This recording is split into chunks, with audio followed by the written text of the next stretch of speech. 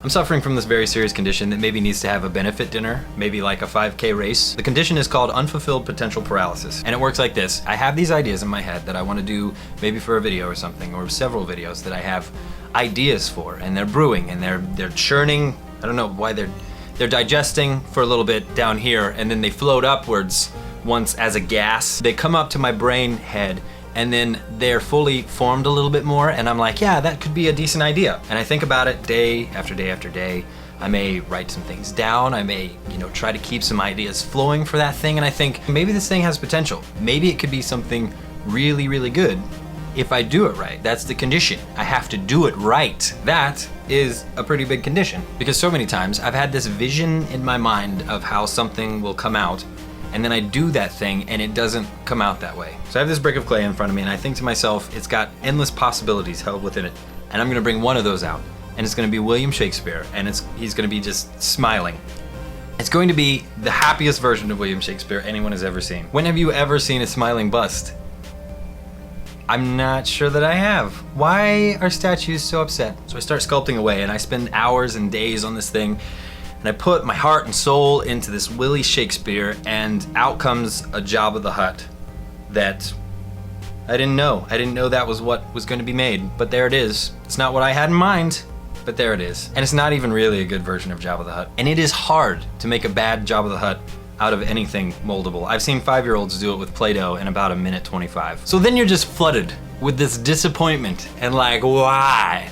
Why, Jabba? I just wanted to make a delightful Shakespearean thing, and this is what comes out of it. You've had that experience before, and it sits in your gut.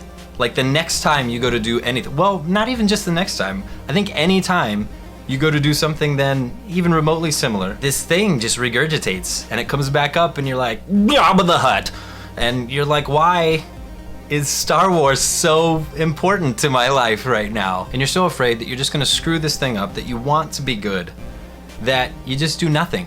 And the clay sits there, and it hardens, and it dries out, and it starts to crumble apart, and maybe you eventually just stop caring about it, and nothing ever comes of it. And this happens repeatedly. It's like starting to stand in line for this roller coaster with your friends, and you're like, I can't believe we finally get to ride this roller coaster. I've heard so much about it. It's like when you go up in the first loop-de-loop, it like does your taxes, and then when you come down into the swampy area and it sprays you with this mist, it cures emphysema.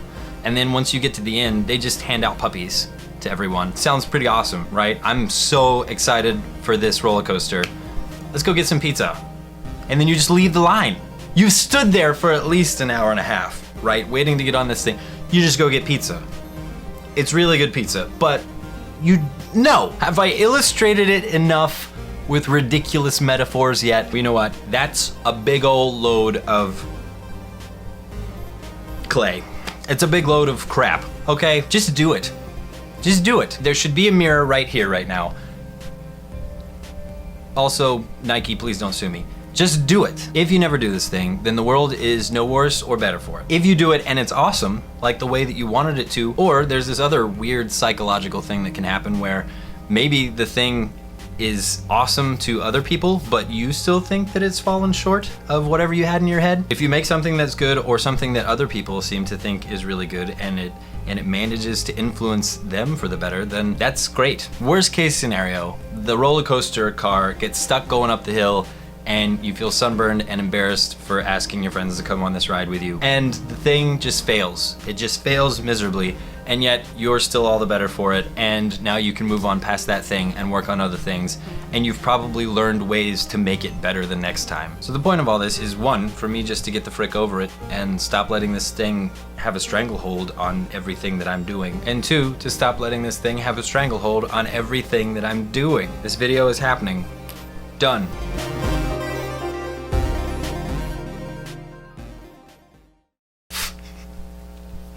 I've already started messing things up. Okay.